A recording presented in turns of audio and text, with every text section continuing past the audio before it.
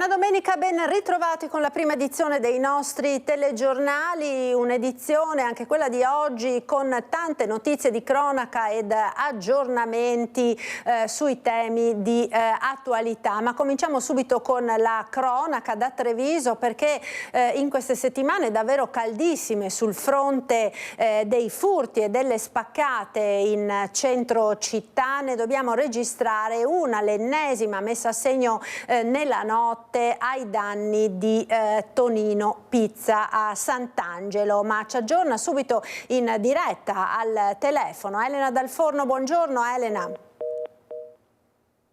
No, è caduta la linea, allora vediamo se riusciamo a ripristinare la linea con Elena Dal Forno. Dicevamo che sono settimane che praticamente quasi tutti i giorni si verificano dei colpi notturni ad attività commerciali della città. Ce ne sono state numerose, l'ultima appunto dicevamo questa notte, poco prima delle 2, a Tonino Pizza a Sant'Angelo. Fatemi capire se abbiamo Elena, se no vediamo, non ancora, allora vediamo intanto quanto accaduto la notte scorsa invece lungo la Noalese a Treviso sempre, dove i ladri hanno preso di mira il negozio di biciclette Fantic. Sentiamo.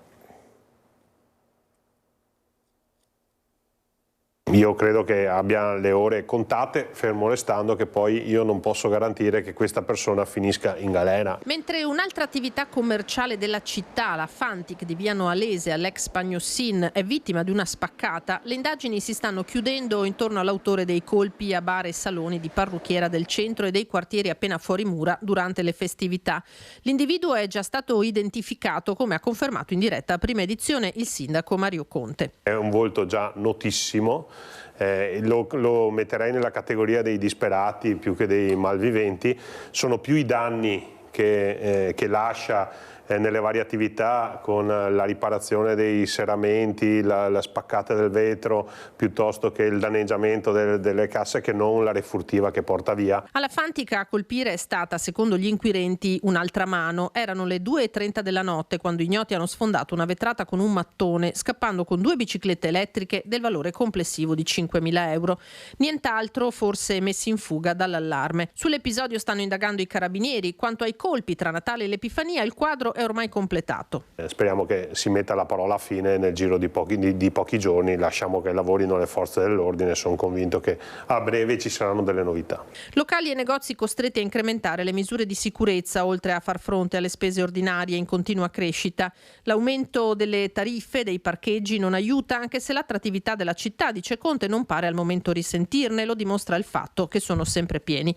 Cassugana che insieme all'Ascom promuoverà nuovi incentivi al commercio, così da superare l'altro punto nero, le vetrine vuote, brutto biglietto da visita soprattutto in Calmaggiore. Mi farò portavoce per l'ennesima volta, a dire il vero, perché non è la prima volta che incontro i proprietari degli immobili, che devo dire non sempre, o quantomeno non tutti, si sono dimostrati sensibili su questo tema, però io chiederò davvero un atto di responsabilità nei confronti di una città, di una comunità.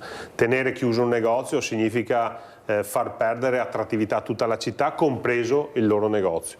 Ai consumatori Conte ribadisce: limitate gli acquisti online e favorite i negozi fisici, sebbene il trend generale vada in direzione opposta, con il risultato che più di uno spazio commerciale si sta trasformando in altro. Capita che ti chiedono di trasformare uno spazio commerciale in un'autorimessa per un'autovettura. Perde un po' la bellezza della città, ma allo stesso tempo diventa attrattiva per coloro che magari vengono in città, cercano una casa con parcheggio e la possono anche trovare. Chiedo scusa, queste richieste vi arrivano? Non tantissime, qualcuno arriva. Anche questo, conclude Conte, significa tuttavia rendere più attrattiva la città, il cui benessere dipende in primo luogo dal mantenimento, o meglio ancora dall'incremento della sua popolazione. E naturalmente non sono solo i negozi ad essere presi di mira, ci sono anche le abitazioni e poi continuano le tensioni in alcune zone particolarmente calde della città, come via Fiumicelli. È di ieri pomeriggio la notizia dell'ennesima rissa che ha coinvolto diversi ragazzi di origine egiziana. Sentiamo. In 7 ad affrontarsi per motivi da chiarire, probabilmente futili, come già accaduto in passato. Urla e botte in pieno giorno e in pieno centro, in una zona via Fiumicelli, teatro di molti episodi saliti alla ribalta delle cronache cittadine. La lite con rissa poco dopo le 14 tra 7 giovani egiziani, tutti tra i 23 ed i 27 anni, tutti residenti a Treviso e tutti parte della stessa compagnia. Lo scontro attira l'attenzione dei residenti impauriti che lanciano l'allarme alle forze dell'ordine.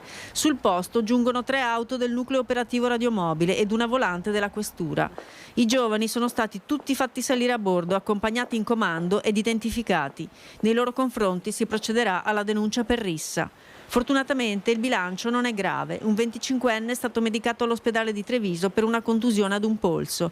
Un episodio comunque che riporta l'attenzione su un'area tra le più delicate della città. Ed ancora cronaca, andiamo a Mestre in piazza Ferretto perché una guardia giurata è stata aggredita e picchiata nella notte tra venerdì e sabato. A Mestre l'uomo che prestava servizio di sorveglianza presso la pista di pattinaggio sul ghiaccio è stato soccorso e trasportato all'Angelo con una prognosi di 20 giorni per trauma al volto. Secondo la ricostruzione, intorno all'1:30 la guardia giurata, mentre stava effettuando un controllo in auto, ha notato un gruppetto di ragazzini che colpivano con pugni il telaio della macchina. Più tardi ha visto alcuni giovani rovesciare oggetti e dirigersi verso il palco e la pista. Quando si è avvicinato per chiedere spiegazioni, 2 ragazzi gli si sono avventati contro, prendendolo ripetutamente a pugni al volto. Gli occhiali sono andati in frantumi, l'uomo è finito a terra. Sul posto è intervenuta la polizia e un'ambulanza del 118. L'uomo appunto è stato portato all'ospedale all'Angelo di Mestre e ha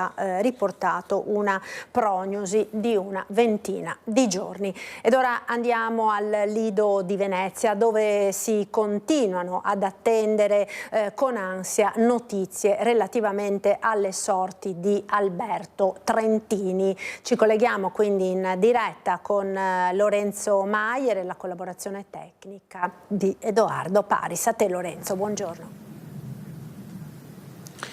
Buongiorno Marta, a te e buona domenica a te e ai nostri telespettatori. Siamo qui al Lido di Venezia, sempre occupandoci di Alberto Trentini. Ci troviamo nella via proprio davanti alla sua casa. Le immagini di Edoardo Paris vi stanno mostrando anche appunto l'appartamento dove vive la famiglia Trentini, mamma Armanda e papà Ezio. Allora cominciamo intanto a ringraziare il nostro ospite, l'assessore comunale Michele Zuin. Grazie Zuin per essere con noi.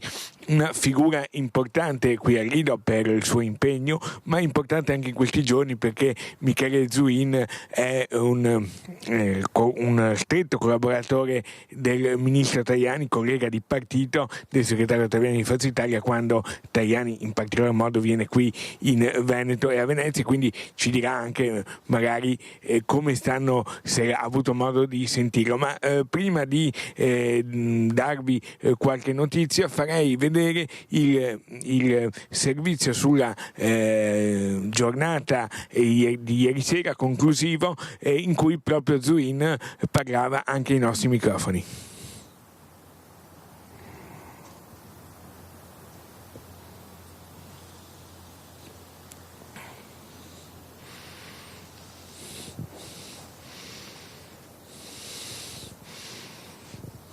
Sono oltre 400 i prigionieri detenuti nelle carceri venezuelane che sperano e attendono di essere liberati dopo la caduta del regime di Nicolás Maduro. Gli italiani, insieme ad Alberto Trentini, circa 28 dei quali per ora sono stati scarcerati. Solo gli italo-venezuelani con doppio passaporto. Continuano però i contatti per il nostro connazionale Alberto Trentini e la sua comunità. La parrocchia di Sant'Antonio al Lido di Venezia si ritrova puntuale in preghiera anche per chiedere durante l'Eucaristia in modo incessante la sua liberazione.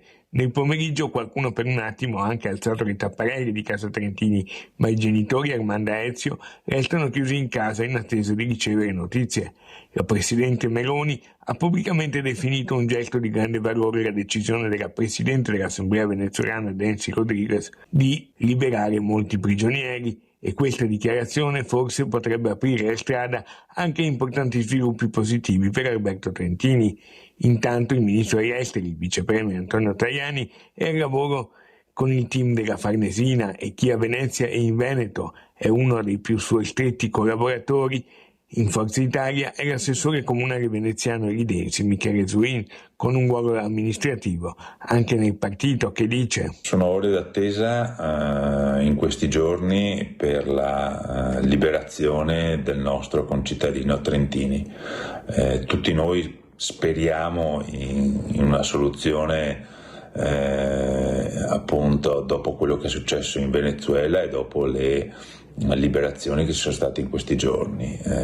Il ministro degli esteri sta facendo il possibile, ha parlato con gli Stati Uniti in modo tale anche lì di sollecitare la liberazione del nostro Trentini. Ci sono in queste ore difficili speranze e fiducia. Speriamo che arrivi quanto prima questa bella notizia che aspettiamo tutti noi cittadini italiani e soprattutto veneziani del Lido e soprattutto la famiglia. Ecco Marta, allora diciamo subito intanto una cosa: per il momento non ci sono novità clamorose, si sta comunque continuando a lavorare. Ricordiamo sempre che in Venezuela c'è un fuso orario anticipato di 6 ore rispetto all'Italia, quindi siamo all'alba, c'è tutta la giornata davanti, e una cosa che possiamo confermare che è positiva perché l'abbiamo saputa da fonti molto qualificate è che Alberto Trentini è nella lista delle persone che verranno liberate. Questo è un passo avanti, un'indicazione che riportava questa mattina anche Repubblica e che siamo in grado di confermarvi da una fonte molto qualificata. Quali saranno i tempi è ancora difficile poterlo dire. Potrebbe essere, come ci auguriamo tutti, una questione imminente, ma potrebbero volerci anche alcuni giorni. Allora, grazie a Zuin per essere con noi. So che ha un contatto costante col ministro Tajani. Com'è la situazione? La situazione è quella di avere molta cautela, è proprio il momento più importante per avere quell'ultima dose di pazienza che ci vuole, di cautela, come ha chiesto anche la famiglia da questo punto di vista, perché queste cose sono talmente delicate che possono anche cambiare da un minuto all'altro. Le prospettive sono buone, quello che a me viene detto, manca proprio la parte conclusiva. Adesso anche la Premier si sta interessando attivamente, Giorgia Meloni, in questo senso. Il ministro Tajani lo fa quotidianamente da moltissimo tempo, fin dall'inizio della vicenda, e quindi speriamo bene, speriamo di avere al più presto questa bella notizia. E poi, come aveva credo anche detto già lei ieri, c'è un contatto anche del ministro Tajani che è stato proprio di queste ore con il segretario di Stato Rubio. Esatto, lui ha chiesto a Rubio proprio di intervenire anche lui su questa questione e quindi che stanno attivando tutti i canali istituzionali possibili per poter finire questa vicenda e la liberazione di Alberto, per noi, ripeto, per noi lidensi, per noi cittadini veneziani, per noi cittadini italiani in generale. Rubio, che è una figura chiave ovviamente. Chiaramente negli Stati Uniti, con quello che è successo eccetera, gli Stati Uniti hanno un grosso potere in questo senso. Ecco Matt, se sei d'accordo farei sentire le parole che ha rilasciato, che abbiamo registrato ai nostri microfoni, Marco Zennaro, che ha avuto un incoraggiamento speciale per Alberto Trentini. Marco Zennaro, anche lui per un anno che è stato bloccato in Sudan, e poi riprendiamo la linea qui dal Lido di Venezia. Buongiorno Alberto, mi riferisco direttamente a te, come se ti potessi sentirmi, perché capisco molto questa situazione che stai vivendo, avendola anch'io un po' trascorsa. Sono i momenti dove sembra tutto che si sia risolto, ma bisogna tenere salda la barra dei comandi e essere tranquilli perché la soluzione è vicina, ma non è ancora stato risolto.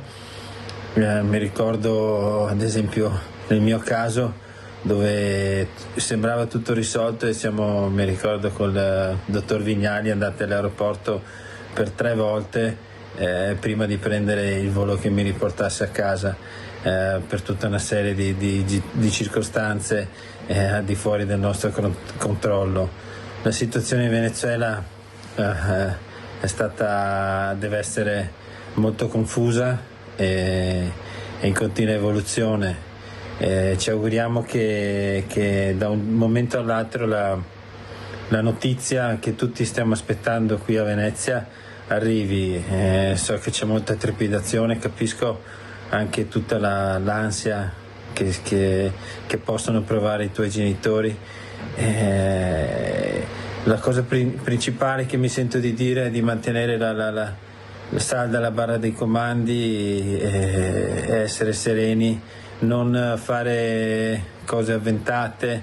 Ci siamo e quindi veramente con la preghiera, con la speranza, con tutto quello che necessita il caso, domani ti aspettiamo qua, e se non è domani sarà dopodomani, e se non è dopodomani sarà prima possibile, perché tutti quanti ci auguriamo che questa storia finisca ed è arrivato il momento. Forza Alberto. Ecco, è arrivato il momento, diceva Marco Zennaro, siamo in una situazione ancora complessa, non ancora definita, ma di trattative ferventi. Quello che possiamo dire della mattinata di oggi è che si è pregato durante la messa qui nella chiesa di Sant'Antonio a Lido di Venezia, la parrocchia di Alberto, cosa che il parroco Don Renato Mazzuia e tutta la comunità stanno facendo da quando si è saputo un anno fa del suo arresto. La prima lettura in particolare, che non è stata scelta per Alberto ma che faceva parte della liturgia, tratta dal profeta Isaia, dava un auspicio in questo senso, affinché pregare il Signore affinché si liberino i prigionieri nelle carceri. Questo richiamo della liturgia ovviamente ha fatto correre a tutti il pensiero ad Alberto, alla sua famiglia. Armanda e Ezio questa mattina non sono scesi per la messa delle 10, hanno preferito optare per un'altra celebrazione, perché qui c'è anche una questione di un po' di persone che stazionano qui come noi del resto, perché anche questo è il nostro lavoro davanti a casa. Il papà di Alberto e la mamma hanno bisogno anche in questi momenti così delicati di un po' di privacy, un po' di tranquillità. È giusto che possano uscire, possano fare le loro cose in un momento sicuramente difficile. Noi siamo qui ovviamente insieme all'assessore Zuini, insieme a tutti coloro che sono qui con il massimo rispetto e la massima discrezione possibile per informare, e ci auguriamo anche per dare notizie positive. La notizia di oggi, insomma, che Alberto sia nell'elenco dei prigionieri che verranno rilasciati, è comunque una notizia molto positiva, vero Assessore? Assolutamente, comunque sentendo le parole di Marco, che ben ha vissuto una vicenda simile, e come dicevo all'inizio, il momento è la cautela, di non fare cose avventate, di avere pazienza, di avere ancora un po' di pazienza, perché secondo me la cosa è vicina, per cui bisogna andare avanti così. Anche la stessa famiglia ha chiesto cautela, per cui rispettiamo questo silenzio e cerchiamo di portare a casa il risultato. Ecco, e poi una comunità che comunque non solo in queste settimane, ma in questi mesi, in quest'anno ormai così difficile, comunque si è mossa, si è mobilitata, la comunità veneziana lidense. Devo dire di sì, devo dire anche grazie a tantissimi giornalisti eccetera, che hanno portato sempre all'attenzione questa problematica, quindi ci si è stretti tutti attorno ad Alberto. Io sono sempre stato molto pacato su questa cosa, perché il primo contatto che ho avuto col ministro Tajani quando si è saputa la notizia, lui mi ha detto: Michele, vai piano, non scatenare cose eccetera, perché queste cose vanno risolte con tutta la diplomazia possibile. Quindi io ho avuto sempre un profilo molto basso, e in questo momento è ancora da mantenere questo profilo per portare poi e per festeggiare tutti quanti insieme quando tornerà Alberto.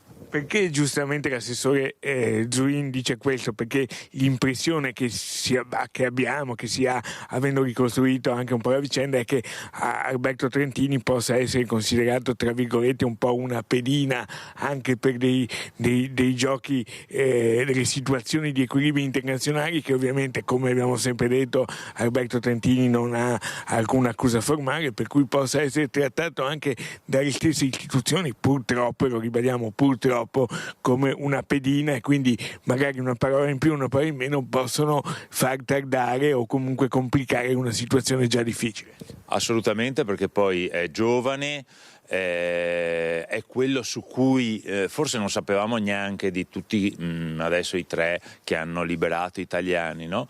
Invece Alberto ha una storia dietro, è un anno che si va avanti, è un anno che ci sono manifestazioni eccetera, quindi diventa quasi un personaggio importante e una pedina importante, e quindi è il momento di diciamo far sfumare in modo tale che le cose siano più semplici per la risoluzione. Infatti anche la Premier ha richiamato il gesto di grande valore di Delcy Rodriguez, proprio forse per anche dare un implicito riconoscimento al Venezuela per questa sua apertura, e quindi insomma è una situazione ancora in divenire, ma c'è fiducia, c'è questa notizia importante, lo ribadiamo ancora una volta di oggi, che Alberto Trentini è nella lista dei prigionieri che verranno liberati, non c'è una tempistica, e vorrei concludere ricordando anche Ottavia Piccolo, che oggi è partita per la tournée del suo spettacolo e che ha detto che lo dedicherà anche ad Alberto, parlerà di Alberto, anche questo è importante, come ricordo l'impegno di Giuseppe Giulietti con Articolo 21, del sindaco Luigi Brugnaro, che ha fatto di ripetuti appelli, del patriarca di Venezia, e anche questo digiuno a staffetta che è arrivato ormai al giorno numero, vado a memoria, 306, perché dal 4 marzo del 2025 un gruppo di amici di Alberto ha lanciato questo digiuno a staffetta di 24 ore per lanciare un appello per la sua liberazione. Tantissime persone ne hanno partecipato, tra cui appunto anche il patriarca di Venezia, Monsignor Francesco Moraglia, che anche oggi ha assicurato la sua preghiera sia pubblica che privata per Alberto Trentini. Marta, hai qualche domanda anche da fare magari all'assessore? Ma guarda, io direi che rinvierei alle prossime edizioni, visto che insomma sono ore a quanto pare decisive, essendo il nome di Alberto Trentini nella lista di coloro che dovrebbero essere liberati. Speriamo naturalmente di poter finalmente dare delle notizie buone per tutta questa comunità che è in forte apprensione per le sorti del cooperante del Lido di Venezia. Grazie allora a Lorenzo Maier, all'assessore Zuin e a Alberto Paris per la parte tecnica di questo collegamento. Noi ora continuiamo con la cronaca dal Lido di Venezia, andiamo a Cortina per la tragedia che si è verificata nel cantiere legato alle Olimpiadi di Milano Cortina, dove un uomo di 55 anni addetto alla vigilanza notturna è morto, non sappiamo se per il freddo o comunque per una problematica di salute aggravata dalle condizioni meteo particolarmente rigide in questi giorni. Sentiamo. Un altro morto sul lavoro, questa volta in uno dei cantieri simbolo delle Olimpiadi Milano Cortina 2026. È accaduto nel cuore della notte tra l'8 e il 9 gennaio allo Stadio del Ghiaccio di Cortina d'Ampezzo. Un vigilante di 55 anni, Pietro Zantonini, originario di Brindisi, è stato trovato senza vita mentre stava svolgendo il proprio turno di lavoro. L'uomo, alle dipendenze di una società di vigilanza contrattualizzata da Fondazione Milano Cortina, era impegnato nell'attività di sorveglianza all'esterno dello stadio, in un'area esposta e con temperature rigide. A lanciare l'allarme sono stati i colleghi, ma per il 55enne non c'è stato nulla da fare. La terribile notizia ha raggiunto la moglie a Brindisi. Appresa la notizia si è recata a Cortina dalla Puglia è salita su, e quindi insomma ha visto tenga conto che insomma il marito lamentava attraverso telefonate, videochiamate, insomma questi turni un po' abbastanza insomma logoranti. A parlare con noi al telefono è l'avvocato Francesco Dragoni del Foro di Lecce, cui la moglie di Zantonini ha affidato l'incarico per fare luce sulla tragedia. Delle condizioni di lavoro logoranti del marito la donna era a conoscenza da tempo, e certamente la bolla di gelo che ha avvolto tutta la provincia in questi ultimi giorni ha contribuito a rendere ancora più difficile la sua attività, specie di notte. Per questo la famiglia non crede a una fatalità. Ha sentito e avvertito il dovere insomma di fare una denuncia, quindi ha fatto un esposto presso la caserma dei Carabinieri di Cortina. La denuncia è stata formalizzata ai militari della compagnia di Via Guide Alpine. Gli atti sono arrivati alla procura, che ha disposto il sequestro della salma per l'autopsia, che potrebbe già essere eseguita lunedì prossimo. L'accertamento medico-legale dovrà chiarire le cause del decesso e verificare se le condizioni di lavoro possano aver avuto un ruolo determinante. Come riferisce l'avvocato Dragone, il vigilante aveva espresso più volte alla moglie il disagio per i turni notturni e per una situazione lavorativa ritenuta pesante e poco tutelata. Ovviamente noi attendiamo l'esito degli esami che saranno insomma espletati dal medico legale nominato dalla procura. All'esito ovviamente delle risultanze, ovviamente la famiglia poi valuterà le ulteriori iniziative da intraprendere nei presunti responsabili, diretti o indiretti, della morte di questo lavoratore. Ora sarà l'inchiesta giudiziaria a stabilire se questa tragedia si sarebbe potuta evitare. Sulla morte del vigilante, il vice premier e ministro Matteo Salvini si dichiara profondamente addolorato, informando di avere chiesto informazioni dettagliate sull'accaduto, con particolare riferimento al contratto e alle mansioni del lavoratore, quanto si legge in una nota diffusa dallo staff del vice premier. Cordoglio anche da Simico, società infrastrutture di Milano Cortina, che precisa trattarsi di un cantiere che non è di propria competenza. Simico attende che gli organi competenti svolgano le necessarie indagini al fine di accertare quanto accaduto. Chiedono chiarezza Filcams e CGIL di Belluno con i rispettivi segretari. Numerose sono le vertenze aperte nel settore della vigilanza privata in provincia di Belluno e sono concentrate proprio sulla questione della sicurezza e della salute dei lavoratori. I sindacati parlano di condizioni di lavoro critiche, con turnazioni esasperate in condizioni ambientali non agevoli e spesso senza dotazioni strumentali adeguate rispetto ai servizi richiesti. Cambiamo pagina, verranno celebrati giovedì alle 9:30 nella chiesa ortodossa Santa Lucia di Zelarino i funerali di Sergiu Tarna, il barman 25enne di origine moldava assassinato il giorno dell'ultimo dell'anno a Malcontenta. Il giovane lascia la mamma Anastasia, il fratello Daniel, la sorella Daniela e la nonna Elena. Dopo la cerimonia Sergiu riposerà nel cimitero di Chirignago, ed intanto l'intera comunità moldava di Venezia si stringe alla famiglia e chiede giustizia, preparandosi anche ad organizzare un flash mob. Intanto continua l'inchiesta per ricostruire gli ultimi istanti di vita di Sergiu Tarna, mentre dopo l'arresto del killer, il vigile Salvagno, appunto, continua la caccia al complice. Dall'1 fino alle 2:18 della notte tra il 30 e il 31 dicembre Sergiu Tarna era ancora vivo, e in questa fascia oraria che gli inquirenti agganciano nuovamente alla sua cella telefonica, e solo a 2 passi da casa. Si è fermato, come fa spesso, al caffè Nova Mestre in via Milanese 169 a Mestre.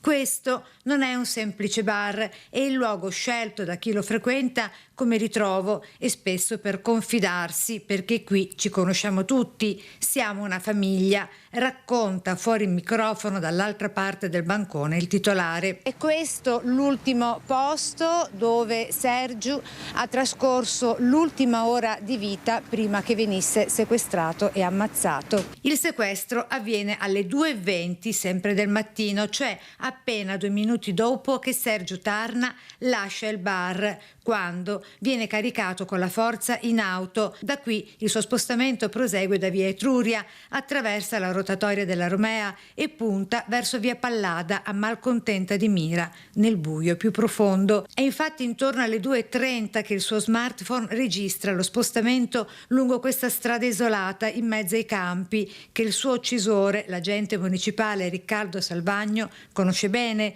visto che si trova dalla parte opposta a dove abita. L'omicidio si consuma probabilmente alle 2:43 nel campo agricolo dove il corpo di Sergiu verrà ritrovato poche ore più tardi, freddato con un colpo di pistola alla tempia. Da questo momento in poi la fuga di Salvagno, ora trasferito dal Santa Maria Maggiore di Venezia in altra struttura penitenziaria per evitare possibili aggressioni. Con il suo complice ancora in fuga e latitante, gli inquirenti ritengono si tratti di un cittadino albanese intercettato l'ultima volta da un sistema di lettura targhe a Gorizia e che sembra abbia varcato il confine tornando probabilmente nel suo paese d'origine.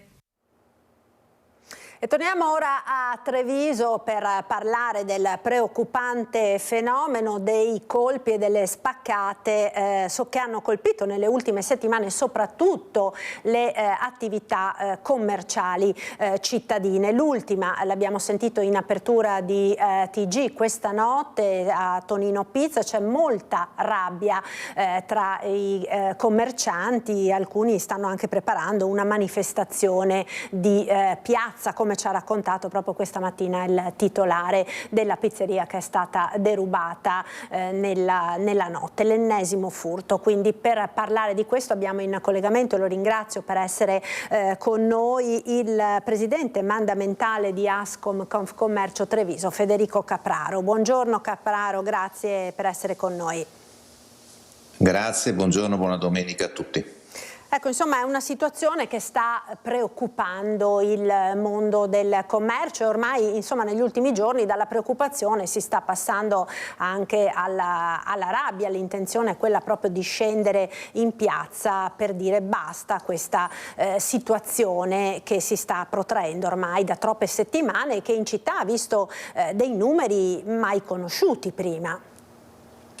Ma noi siamo sorpresi perché non siamo abituati alla frequenza, no, di questi episodi. Allora, io credo che bisogna intanto inquadrare il tutto in un ambito che noi non definiamo di criminalità. Credo che ci sia un forte disagio sociale al quale noi dobbiamo porre evidentemente attenzione. Non siamo come comunità in grado di capire, forse anche di prevenire questi tipi di disagi, perché oggi alcuni episodi succedono nei piccoli comuni come nei grandi comuni, vengono rubate le offerte in chiesa, le mance al bar, ci sono delle spaccate così anche che fanno capire che non è che siano finalizzate a grandi bottini, perché per come vengono studiate e organizzate si capisce che è più forse un tentativo di qualcuno come posso dire, di portare a casa un risultato che non è neanche paragonabile al rischio che corre o al rischio anche di insuccesso. A Longarone l'altro ieri 2 ragazzine incensurate hanno preso a picconate la vetrina della stazione. Oggi i casi che riportiamo, e ieri il caso di ieri sera, o il fatto di un gruppo di egiziani che in pieno giorno così si sono affrontati tra di loro, è segno evidentemente, ripeto, più di un disagio che di una criminalità. Allora io credo che le nostre città, credo che Treviso siano città sicure, però noi non possiamo non pensare che c'è un cambiamento in corso che dobbiamo necessariamente con l'amministrazione, con le forze dell'ordine provare a capire, che dobbiamo evidentemente fare in modo che degeneri perché ci sono delle conseguenze, noi guardiamo quelle sul commercio, ma ci sono delle conseguenze anche appunto sul vivere la comunità, sul vivere gli spazi, dei quali probabilmente noi ci dobbiamo riappropriare, rioccupare, perché se no, se lasciati anche liberi, evidentemente vengono occupati da persone che hanno valori, hanno principi, hanno modalità di frequentare questi spazi che sono fuori dalle nostre logiche, fuori dalle regole, e quindi non vanno permessi. Ma facciamo fatica a capire, ecco, come questa frequenza stia aumentando così velocemente.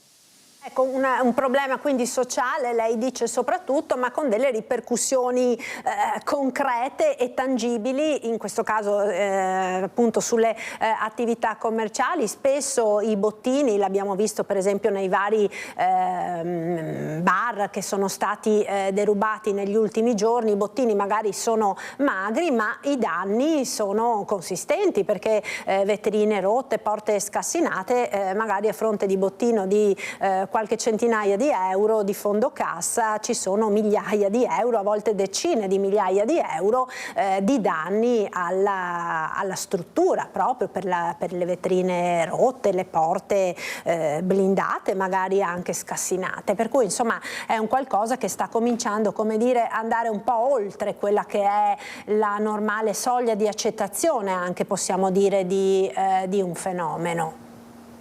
Ma assolutamente sì, anche perché questa degenerazione porta anche ad una esasperazione, no, da parte di chi si trova appunto a dover poi gestire una situazione con questi disagi, con questi danni che, ripeto, sono molto superiori rispetto al risultato, e sono dei danni diretti a queste attività, ma ci sono dei danni indiretti anche a tutte le altre e anche alla comunità, rispetto, perché poi evidentemente questi fatti fanno notizia, si trasmette un concetto, una sensazione di insicurezza, di un'eccessiva anche allarmismo, ma noi dobbiamo chiedere un maggior presidio, chiedere un maggiore intervento, probabilmente anche pensare che questa impunità che viene ormai percepita da queste figure come assolutamente normale e scontata è evidentemente un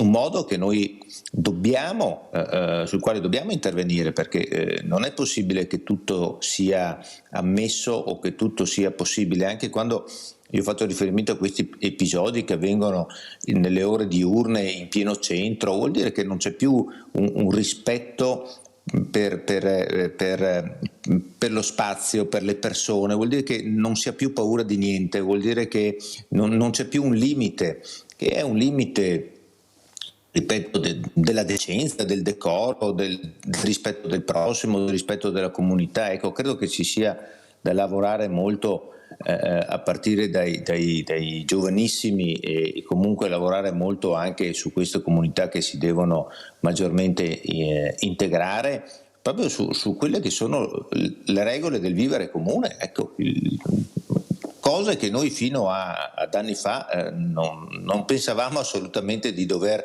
discutere, tanto erano scontate. Ecco, Capraro, per quanto riguarda voi come associazione in questo momento, diciamo, cosa state dicendo ai vostri associati?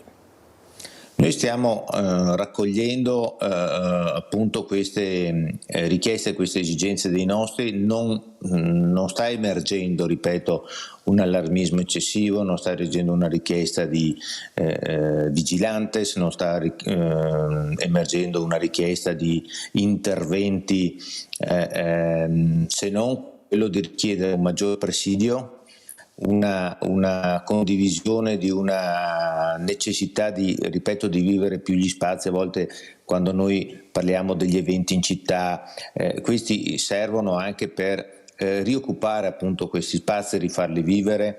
Serve probabilmente trovare anche una delle richieste, sicuramente quella di avere un presidio di telecamere maggiore, perché queste sono comunque dei terrenti, ecco. C'è molta prevenzione da fare, è un aspetto sul quale noi probabilmente in passato non abbiamo lavorato abbastanza, c'è maggior cultura da fare, probabilmente nelle scuole noi dobbiamo in prospettiva futura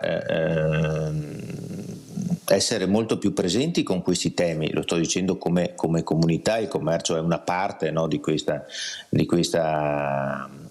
comunità, anche perché noi stiamo guardando al nostro lavoro, ma lo stiamo guardando pensando anche che ci sia bisogno di riportare socialità, di riportare il piacere di passeggiare lungo le nostre vie, di portare un clima, un'attenzione, un piacere di incontrarsi, di percorrere le nostre strade, le nostre piazze, che poi è quello stato d'animo, quel piacere di vivere il centro di una città che ti porta poi, oltre che a viverlo, anche a frequentarlo, anche a spenderci in quel centro, spendere il proprio tempo, spendere anche i propri soldi per il piacere di bere un caffè, per il piacere di acquistare, perché anche la propensione all'acquisto è dipendente dallo stato d'animo, no? Dal piacere con il quale si al di là delle necessità di acquistare determinati beni, o anche il piacere di spendere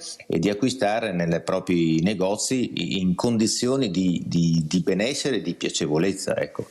Lo dico perché che sta venendo un po' meno in una città che non era proprio abituata a questo tipo di situazione fino a non molto tempo fa, no? È sicuramente così, perché noi dobbiamo renderci conto che viviamo in contesti bellissimi, in contesti in cui si sta bene, si vive bene.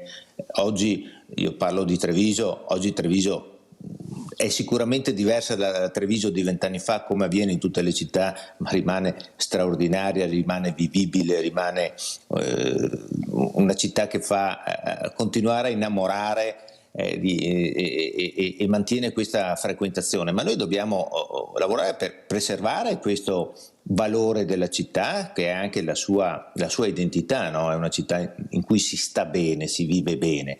Allora dobbiamo porre attenzione a questo. Noi non siamo abituati e non vogliamo neanche abituarci a un cambiamento che non ci appartiene, e quindi dobbiamo condividere, ripeto, con le amministrazioni, con le forze dell'ordine, delle azioni che devono essere probabilmente molto più di prevenzione e come dicevo, probabilmente molto più di interpretazione di disagi sociali che ci sono e sono più frequenti di quello che pensiamo. Grazie allora a Federico Capraro, grazie come sempre per la disamina, insomma, di questa situazione che sta preoccupando non poco, soprattutto nelle ultime settimane. Buona giornata e buona domenica. Grazie a voi anche per l'attenzione che date sempre a questi aspetti che sono davvero molto importanti per la comunità. Grazie a voi. Allora noi ora ci fermiamo per qualche istante di pubblicità, linea alla regia, ci rivediamo tra poco.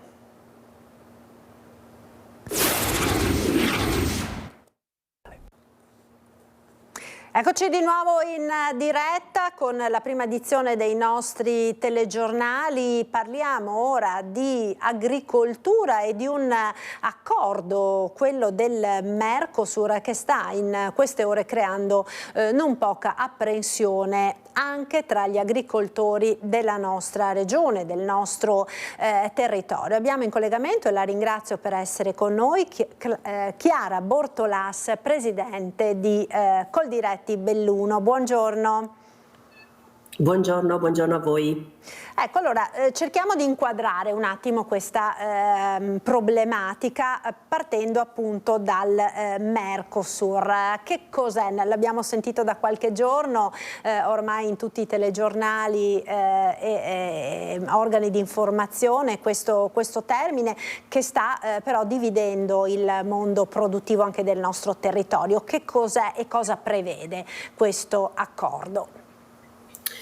Allora, il Mercosur è un accordo che è arrivato ad essere stipulato dopo 25 anni dall'Unione Europea con i paesi appunto del Mercosur, quindi i paesi del Sud America. Già il fatto che questo accordo venga stipulato dopo 25 anni ci fa capire che gli interrogativi e anche i problemi sotto cui ci sta questo accordo sono davvero tanti. Questo accordo prevede uno scambio di merci che non riguardano solo il settore agricolo, ma riguardano anche altri settori, quello industriale, quello economico, quello commerciale, che però ha diciamo luci ed ombre, soprattutto per quanto riguarda appunto il mondo dell'agricoltura e le merci che verrebbero importate da questi paesi.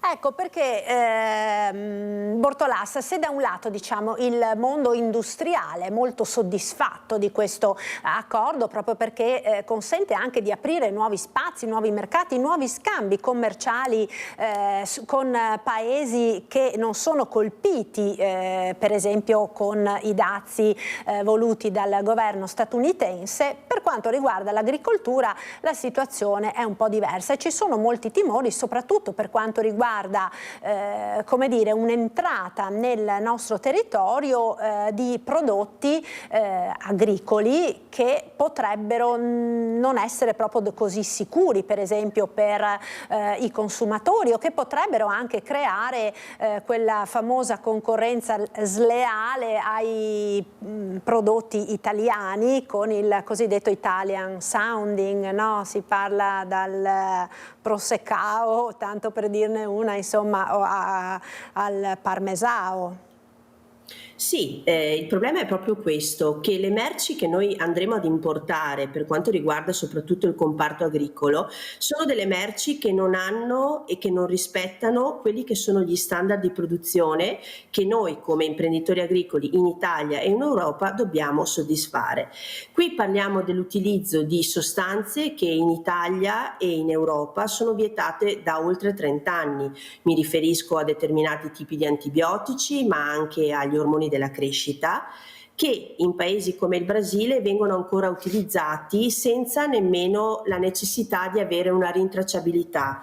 In Italia, proprio perché siamo molto sensibili a quel fenomeno che si chiama anche sicurezza alimentare, ma anche al fenomeno che è legato all'antibiotico resistenza, l'utilizzo degli antibiotici, soprattutto negli allevamenti italiani, è diminuito in maniera considerevole negli ultimi 20 anni, proprio perché a noi come agricoltori sta anche a cuore quella che è la salute dei cittadini. Rischiamo in questo momento di importare appunto carni rosse ma anche carni bianche che arrivano da allevamenti che non rispecchiano gli standard che invece in Italia siamo obbligati, come è giusto che sia, a rispettare. E la stessa cosa vale anche per altri settori, come quello del riso, ma anche come quello dei cereali. Vengono utilizzate delle molecole, degli agrofarmaci, che in Italia non vengono più impiegate. E questo, oltre ad essere un fenomeno che può creare una concorrenza sleale nei confronti dei nostri produttori, è anche un problema di sanità pubblica, ma è anche un problema di non vedere come alcune regole, come per esempio lo sfruttamento dei minori, che in Italia è vietato giustamente, in questi paesi viene ancora utilizzato, soprattutto per quanto riguarda per esempio la raccolta della canna da zucchero. Ecco, quindi diciamo è una situazione che vi sta in qualche maniera preoccupando. Voi come agricoltori che cosa chiedete? Noi come agricoltori chiediamo che vengano inserite, ma che vengano scritte nero su bianco, delle regole che parlano di quello che è il principio di reciprocità, e non lo vogliamo fare solo per quanto riguarda il Mercosur, perché questo accordo commerciale è uno dei primi che verrà stipulato dall'Unione Europea, ma adesso lo stiamo stipulando con i paesi del Sud America, poi probabilmente andremo a farlo anche con altri paesi. Noi non siamo contrari al libero mercato e al fatto che si possano importare delle merci da altri paesi, perché siamo consapevoli che noi ne produciamo una parte, ma che non è sufficiente a garantire la completa produzione. Quello che chiediamo però è che le regole valgano per tutti. Quelle che noi dobbiamo rispettare in Italia devono valere anche per gli altri paesi, anche perché solo il 3% dei prodotti agroalimentari che arriva in Europa viene controllato. E questo è un grave problema, perché molti di questi prodotti appunto non rispettano i minimi standard anche dal punto di vista di sicurezza alimentare. Ecco, il consumatore ha modo di verificare poi effettivamente da dove arrivano questi prodotti, oppure è costretto a non sapere che cosa mette nel piatto? Il consumatore può sapere da dove arrivano questi prodotti e noi invitiamo sempre tutti i consumatori, i cittadini, a leggere quelle che sono le etichette riportate sui prodotti, ma anche e soprattutto a fare acquisti mirati dalle aziende agricole locali, perché comprare locale garantisce anche di evitare appunto di doversi chiedere da dove viene, perché se io vado dalla signora Maria ad acquistare il mio prodotto, sono certo che è la signora Maria che ha prodotto la carne piuttosto che le uova, piuttosto che la verdura in questione o la farina.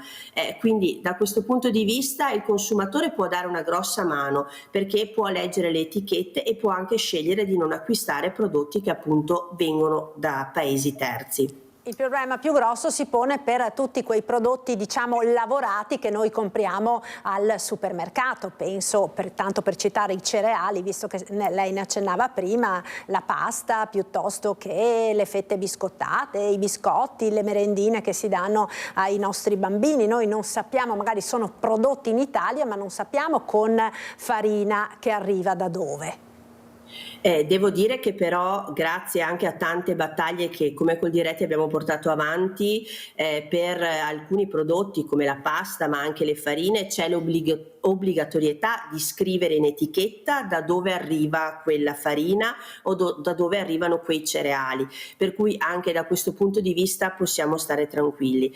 Certo è che soprattutto per quanto riguarda il settore della carne, il fatto di importare, perché qui parliamo di 300 milioni di chili di carne che potrebbe arrivare da quei paesi, rischiamo di mettere in ginocchio gli allevamenti che abbiamo sul nostro territorio anche regionale e lo stessa cosa vale per il mondo dello zucchero. Ricordiamo che il Veneto ha ancora una parte diciamo un cuore pulsante nella provincia di Padova e nella provincia di Rovigo, in cui coltiviamo ancora la barbabietola da zucchero e abbiamo un unico zuccherificio che è quello di Pontelongo che sta ancora funzionando. Se dovesse davvero arrivare come dire, da questi paesi la quantità di zucchero che è prevista, parliamo di 180 milioni di chili, rischiamo davvero che molte famiglie rimangano anche senza lavoro e che probabilmente debbano cambiare attività. Ecco, quindi insomma è una questione davvero molto complessa e molto delicata. Io la ringrazio per essere stata con noi, una buona giornata e buon lavoro a Chiara Bortolas, presidente di Coldiretti Belluno. Grazie ancora. Noi ora continuiamo questa edizione con la cronaca, torniamo a parlare dell'infortunio sul lavoro mortale che si è verificato nel Padovano. È in lutto la comunità di Sant'Elena dopo la tragedia che ha colpito la famiglia albanese della vittima. Poca voglia di parlare, tanto dolore a Sant'Elena tra familiari, amici e colleghi di Zevkset Alili, l'operaio 59enne che ha perso la vita mentre era al lavoro alla Sesa di Este, l'azienda di gestione dei rifiuti nella quale era stato assunto a tempo indeterminato da 3 anni, dopo che una decina d'anni fa erano arrivati dall'Albania con tutta la famiglia, diventando poi cittadini italiani. Cittadini italiani, insomma, che credo parte integrante della nostra comunità, che adesso deve riuscire a stargli vicino. Una tragica notizia, mi sento in questo momento così difficile di esprimere cordoglio e vicinanza alla famiglia. Credo che questo sia la cosa più importante. Poi per il resto attenderemo che le autorità facciano il loro corso per capire le dinamiche di questo grave incidente. Tristezza e lacrime davanti all'abitazione di Zevchet, una vita interamente dedicata al lavoro e alla famiglia, con il sogno di ristrutturare una nuova abitazione dove vivere con moglie e figlie. 4 giorni fa un incidente analogo in un'azienda di Borgoricco, sempre causato dalla pressa di un compattatore della carta. La morte di una persona non è un elemento accettabile, un luogo di lavoro non è un luogo di mattanza, non può continuare a persistere questa strage che c'è sull'intero territorio nazionale e che ha colpito Padova anche in questo inizio di anno. Il lavoro deve tornare a essere sicuro, deve essere un elemento di centralità, l'uomo è la centralità in questo ragionamento e non certo l'economicità. La Sesa dal canto suo è vicina alla famiglia Lili e pronta a collaborare con Carabinieri e Spisal per ricostruire la dinamica dell'incidente. L'azienda, che sostiene di essere sempre molto attenta alla sicurezza, è partecipata al 51% dal comune di Este. Il sindaco sarà presente al funerale, ancora da fissare, e promette sostegno alla famiglia. Sesa è un'azienda pubblica, il 51% detenuto dal comune di Este. E, insomma, io sono certo che l'azienda opera anche in termini di sicurezza del lavoro con la massima responsabilità e serietà. Dopo si tratta di un evento inatteso e adesso siamo tutti scossi. Altro non mi sento di dire se non che come rappresentante della comunità cercheremo di stare vicino alle figlie, alla moglie e a tutti i parenti e amici.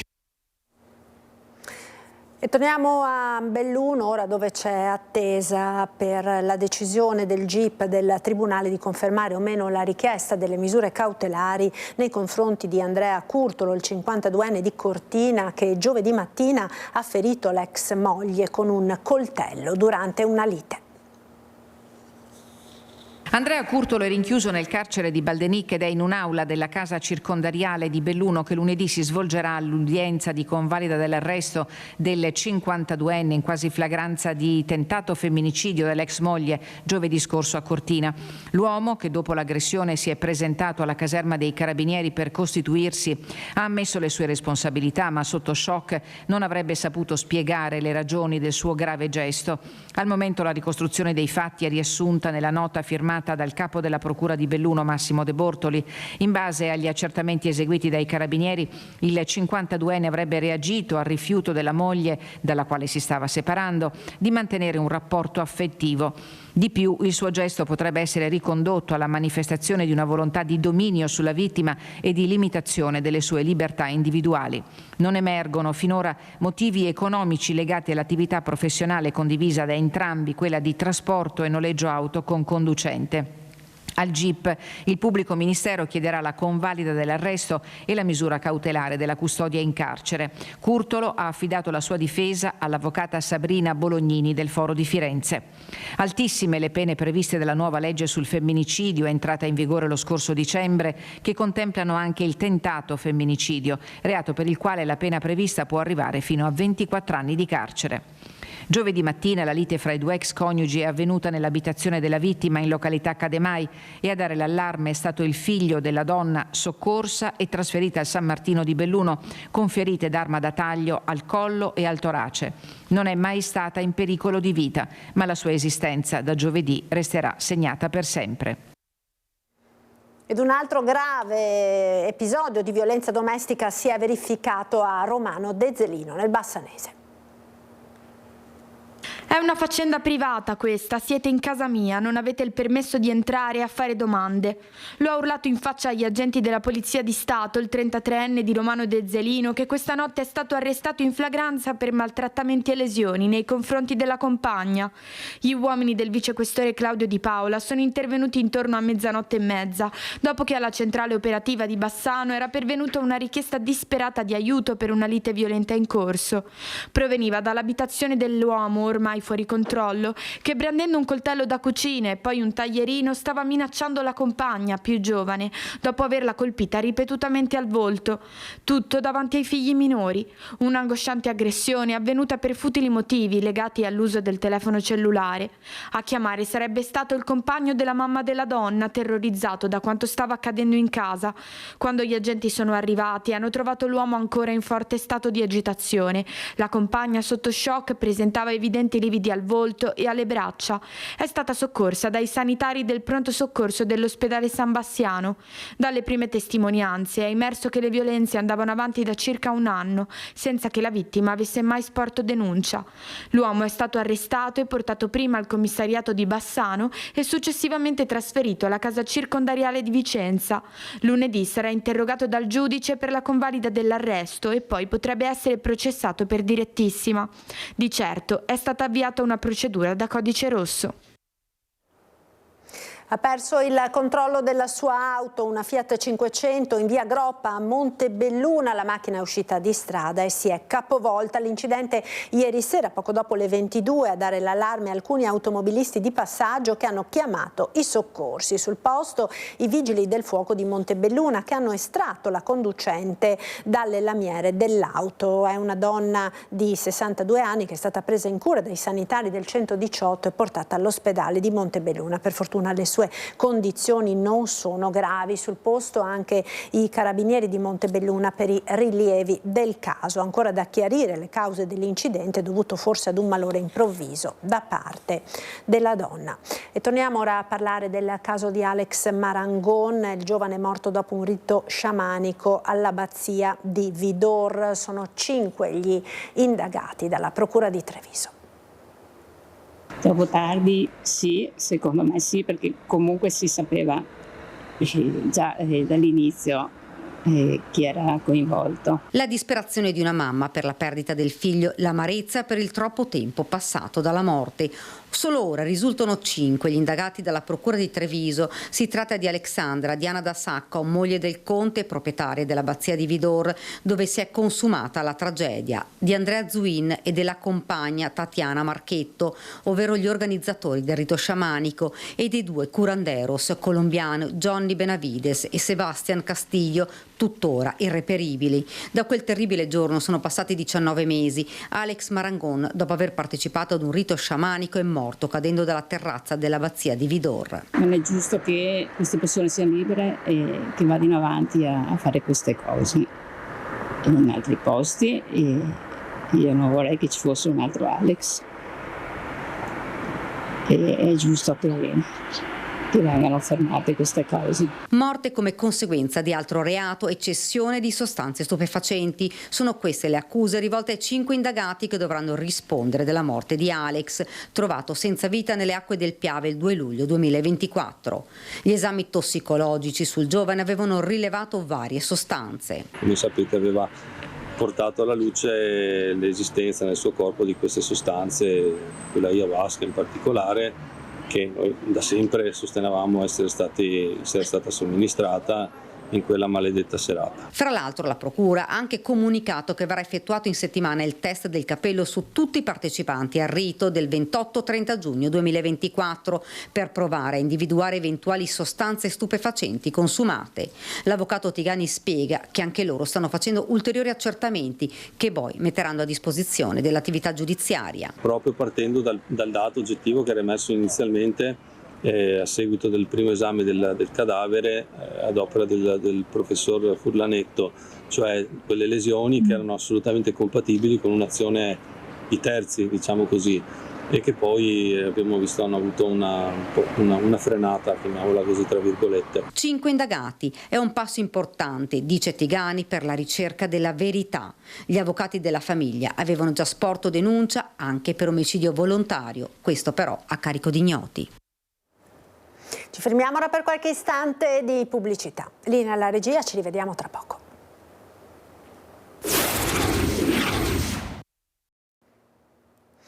Eccoci nuovamente in diretta, prima edizione dei nostri telegiornali. Andiamo ora a Mirano con Lucio Zanato per la manifestazione che si sta tenendo anche quest'anno, Radicchio in piazza. Lo vedo in collegamento. A te Lucio, buongiorno. Buongiorno Marta, buongiorno ai telespettatori di Antena 3, stiamo registrando una puntata di agricoltura e siamo venuti qui naturalmente per la festa del radicchio, sono con il padrone di casa, con il sindaco Tiziano Baggio qui di Milano, ma siamo venuti qui anche per capire il punto della situazione sull'IGP, cioè sul marchio dedicato a questo nostro prodotto. Perché?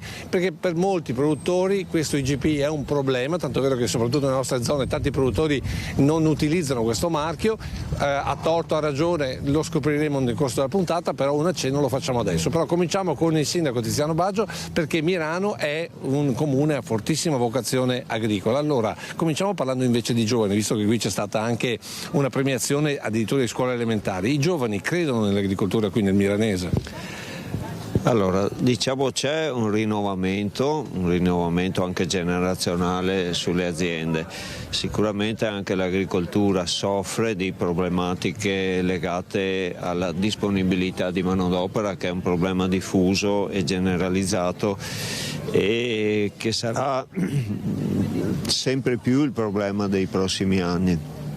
Noi qui abbiamo la fortuna di avere una scuola, l'Istituto Lorenz, che è una scuola di eccellenza, una scuola agraria da cui escono dei ragazzi che investono sul territorio. Il radicchio IGP è una produzione di nicchia, però una produzione di punta, e per il nostro territorio, che è un territorio che ha per l'appunto le acque del Risorgiva, parliamo di un prodotto importante. Sicuramente è una produzione di nicchia, ma io credo che per competere nel futuro bisogna andare verso questo tipo di produzione. È un lavoro impegnativo, molto impegnativo, non ci sono tante vacanze, non ci sono tante ferie, bisogna crederci. Qui abbiamo un giovane imprenditore che espone tutti i suoi prodotti sulla colonna del Leone in piena Piazza Martiri, questo dà fiducia e dà speranza. Ecco, un'altra cosa importante da dire, molti qui dicono che il prodotto come il radicchio, come l'asparago, questi prodotti che sono stagionali e che purtroppo non ci sono tutto l'anno, vanno abbinati invece a una cultura dell'agriturismo. Ad esempio nel vostro territorio come sta procedendo il sistema agrituristico e il turismo in genere? Allora, il sistema agrituristico ha una buona presenza.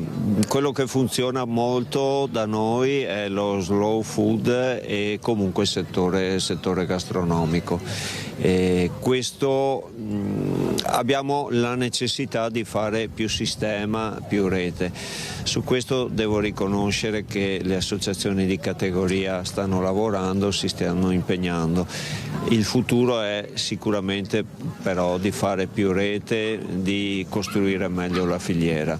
Su questo abbiamo strada da fare. Insomma, possiamo dire che il radicchio rosso può essere abbinato ad esempio alle ville venete, a un turismo che è cultura ma è anche buona gastronomia? Beh, ce l'hanno insegnato un po' i nostri bambini delle primarie, no? Il primo premio è stato vinto oggi da una scuola, la scuola Carducci di Scaltenigo, che ha realizzato un'opera, io direi visionaria, ha disegnato la nostra piazza come fosse un campo di radicchio e un campo di riso, e credo che in qualche modo abbiano indicato la strada. Noi veniamo da una cultura agricola, il nostro è un territorio agricolo, gli agricoltori conservano il paesaggio e certamente abbiamo dei poli industriali importanti, però le nostre radici sono lì e dobbiamo ricordarlo e lavorare per questo. Noi come amministrazione comunale stiamo dando il massimo supporto per riuscire a generare delle opportunità.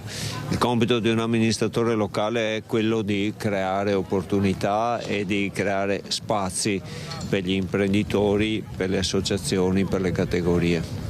Grazie intanto al sindaco. Allora adesso io mi trasferisco da Almerino Durante, che è vicepresidente della CIA di Venezia, che è chi diciamo così organizza da 28 edizioni questo premio per i giovani, però Almerino Durante è soprattutto un produttore di radicchio. Allora, da produttore di radicchio, questo IGP funziona o non funziona? Buongiorno a tutti. Allora, il radicchio IGP funziona, però c'è ancora molta burocrazia e ci vorrebbe più commercializzazione da parte di essere tutti raggruppati, tutti assieme, perché da soli non si va da nessuna parte. Il radicchio IGP è una nicchia della nostra zona, grazie alle acque, grazie al terreno, grazie proprio al nostro territorio.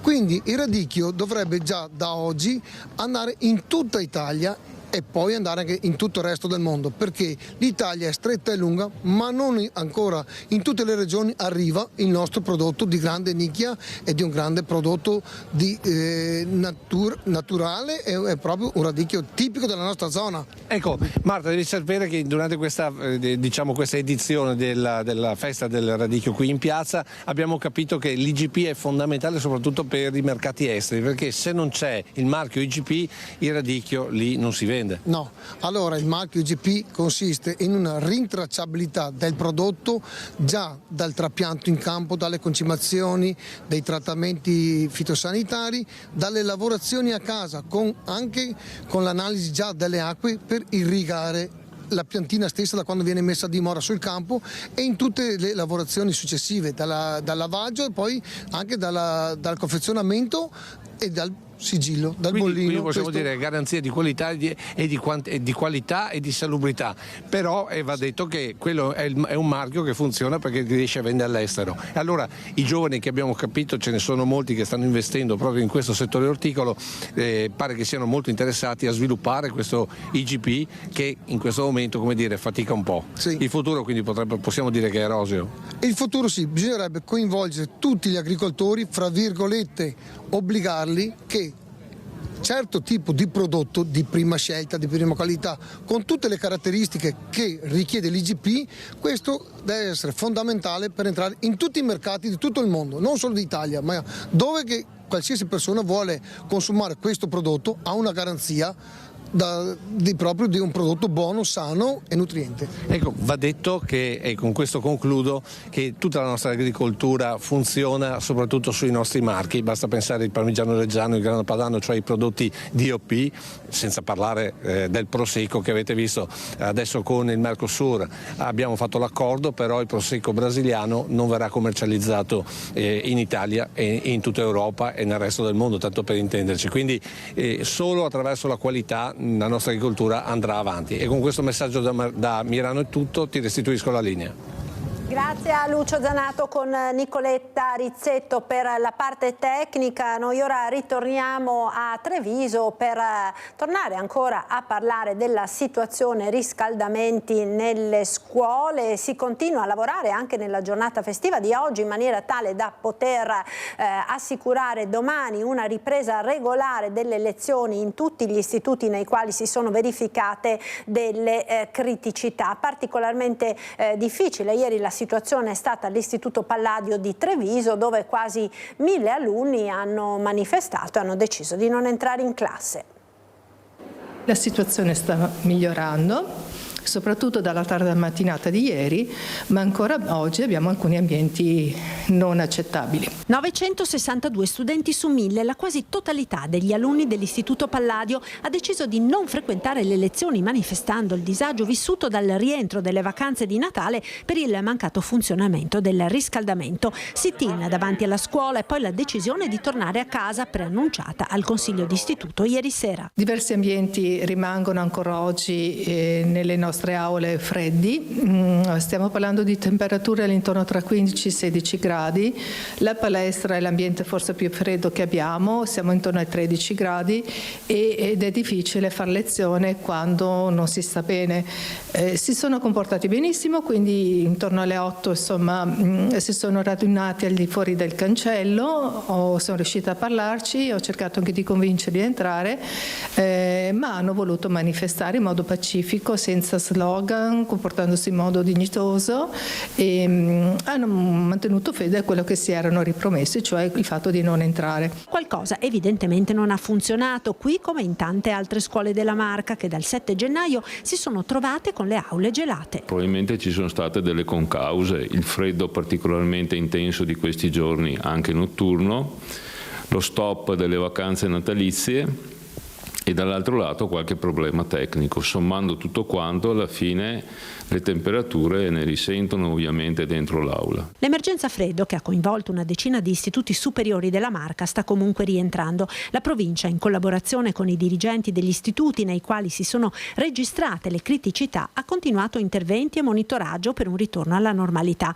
Al Palladio la situazione è più critica. In tutte le altre situazioni che avevamo segnalato ieri, la situazione sta lentamente tornando alla normalità. Ad Oderzo e al Sansovino sono rientrate a scuola, nell'Obici abbiamo solo due classi che hanno preferito non fare le lezioni. In tutte le altre scuole, a Conegliano, il Verdi di Valdobbiadene, ne sono rientrati. Nel frattempo la provincia vuole anche accertare ragioni e responsabilità di questo disservizio. Già fra oggi pomeriggio ho convocato tutti i responsabili della ditta che si occupa delle manutenzioni e della gestione degli impianti per avere il quadro della situazione e capire quali sono le cause e adottare i provvedimenti conseguenti. E riscaldamento guasto anche alla scuola media di Arcade, siamo sempre nel Trevigiano, qui i bambini domani non andranno a scuola. Lunedì dovrebbe arrivare il componente che manca, che è in avaria, e pertanto dovremmo ripristinare per martedì. Questo metto un punto di domanda, perché se fosse allunghiamo la chiusura. 150 ragazzini che frequentano la scuola media Corazzin di Arcade lunedì resteranno a casa. La decisione è stata presa dall'amministrazione comunale dopo un guasto improvviso all'impianto di riscaldamento dell'istituto a metà mattina di venerdì. La caldaia, che ovviamente non è impianto vecchissimo, perché la ristrutturazione del 2020, uno dei compressori è andato praticamente in avaria e quindi abbiamo dovuto chiamare l'idraulico, il quale ha tentato invano di fare un bypass per permettere al riscaldamento di raggiungere la temperatura accettabile, ma non c'è stato verso. Per concludere la giornata di scuola, gli studenti sono stati dirottati nel teatro e poi nella palestra dell'istituto, che hanno un altro impianto di riscaldamento, ma per la ripresa regolare delle lezioni è necessario che il guasto sia riparato, quindi se tutto va bene la scuola riaprirà martedì prossimo. Ed ancora cronaca dal Trevigiano, perché sono già 1.000 gli euro raccolti sul portale GoFundMe per aiutare la famiglia Dalla Libera a rimettere in sicurezza la propria casa a Spresiano dopo un colpo particolarmente violento a colpi di mannaia che ha lasciato migliaia di euro di danni. Abbiamo attivato un impianto di allarme, abbiamo sostenuto queste spese, adesso appunto è oltre le nostre possibilità al momento appunto mettere in sicurezza tutti gli ingressi della casa, e quindi abbiamo chiesto una mano alla comunità che ci circonda, perché abbiamo avuto molte manifestazioni di solidarietà in questi giorni. Dopo il gravissimo e violento furto subito nei giorni scorsi nell'abitazione in cui risiede con la mamma Roberta e la zia Alessandra, Ottavia Dalla Libera si è vista costretta a chiedere aiuto alla comunità intera per sostenere la spesa di 10.000 euro necessaria ad installare nuove porte per mettere in sicurezza la casa. E per una volta sono i tanto vituperati social a dare una mano, raccolti fino ad ora poco più di 1.000 euro. La raccolta è iniziata ieri mattina, l'ho diffusa alla mia comunità social e abbiamo raccolto, devo dire, insomma, siamo lontani dall'obiettivo finale, ma abbiamo già raccolto molti contributi che insomma ci hanno anche scaldato il cuore, perché appunto anche da persone non vicinissime, insomma, è stata una cosa che ci ha fatto sentire appunto abbracciate da una comunità di sostegno, ecco. Una necessità, quella di procedere in fretta anche per tranquillizzare la zia. La nostra priorità appunto è far sentire in sicurezza mia zia Alessandra, che appunto è una ragazza fragile, che è rimasta particolarmente traumatizzata come noi, insomma, dal fatto, ma che fa più fatica di noi a razionalizzare le ansie che derivano da un'effrazione violenta come la nostra. Quindi vogliamo mostrarle che innanzitutto che non siamo sole, che appunto ci sono tante persone che ci vogliono aiutare e che la nostra casa può tornare a essere sicura anche per lei. La piattaforma sulla quale donare è quella di GoFundMe, sito sicuro che offre varie modalità per contribuire, dalla carta di credito a PayPal. Ogni goccia, anche la più piccola, confessa Ottavia, servirà a farci stare bene. E sono proseguite anche per la giornata di oggi le ricerche della ragazza padovana di 22 anni scomparsa dal giorno dell'Epifania a Teolo. È stata trovata la bicicletta, Protezione Civile e Vigili del Fuoco ancora al lavoro con ricerche soprattutto nella zona dei Colli Euganei, anche se non si esclude che la ragazza possa essersi spostata altrove. Proseguono le ricerche di Annabella Martinelli, la 22enne di Padova, scomparsa dalla sua abitazione di Brusegana da 4 giorni, senza più dare notizie alla famiglia, che ha presentato denuncia ai carabinieri. Uscita di casa attorno alle 20 del 6 gennaio, giorno dell'Epifania, l'ultimo segnale del telefono cellulare è stato agganciato a Teolo, sui Colli Euganei, a un ripetitore che però copre una distanza di quasi 20 km di raggio, e nella zona di Teolo sono concentrate in questo momento le ricerche, portate avanti da numerose squadre dei volontari della Protezione Civile e dai Vigili del Fuoco di Padova. La prefettura ha allestito un centro di coordinamento nella piazza di Teolo con il supporto del comune. Nel pomeriggio la zona è stata sorvolata anche dall'elicottero dei Vigili del Fuoco. Gli amici di Annabella hanno aperto intanto un gruppo sui social per raccogliere ogni eventuale notizia sulla giovane, che studia giurisprudenza a Bologna, e per questo alcuni ipotizzano che possa essersi spostata nel capoluogo emiliano.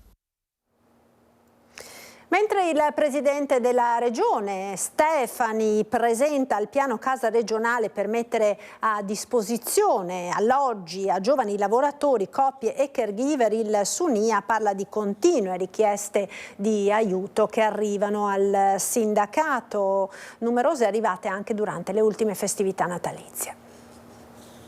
Anche sotto le vacanze ci sono state segnalazioni di esecuzioni immobiliari, di sfratti esecutivi o comunque di disdette problematiche che porteranno probabilmente alla perdita dell'abitazione. A Natale e Capodanno non si sono ridotte, anzi le richieste di aiuto al Sunia, il sindacato inquilini della CGIL, che pone l'emergenza casa in testa alle difficoltà affrontate in un 2025 non facile. L'anno passato abbiamo avuto un aumento delle situazioni, diciamo, di disdette e di persone che non riescono a trovare un alloggio.